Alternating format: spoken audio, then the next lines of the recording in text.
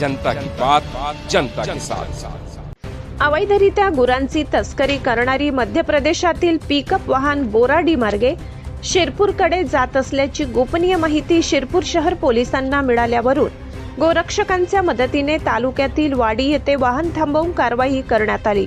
दरम्यान वाहनात 8 गो जातीची जनावरे आढळून आले असून वाहनाचा चालक फरार झाला।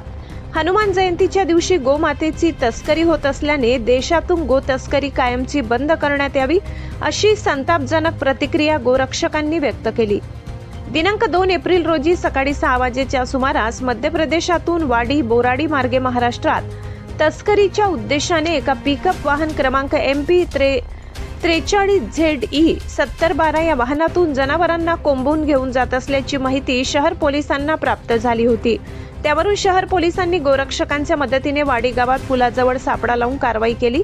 सदर पिकअप वाहन पुलाजवळ आल्यावर वाहन थांबवून वाहनांची चौकशी केली असता वाहनात कॅरेटच्या आडोशाला दाटीवाटीने कोंबलेली 8 गो जातीची जनावरे आढळून आली। दरम्यान यावेळी वाहन चालक पळून जाण्यात यशस्वी ठरला असून पोलिसांनी गुरांनी भरलेले वाहन थेट पोलीस ठाण्यात नेऊन कार्यवाही केली। दरम्यान या प्रकरणी फरार चालकावर गुन्हा दाखल करण्याचे काम उशिरापर्यंत सुरू आहे।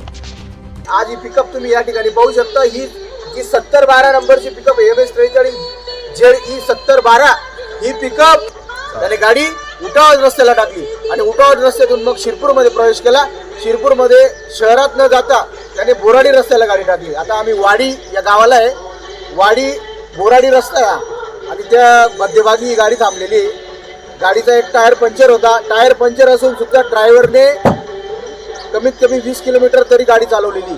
आणि बजरंगबलीला आम्ही आज हनुमान जन्मोत्सवाच्या दिवशी आज आम्ही बजरंगबलीच्या चरणी प्रार्थना करतो की लवकरात लवकर गो हत्यामुक्त महाराष्ट्र व्हावा, त्याआधी गो हत्यामुक्त धुळे जिल्हा व्हावा।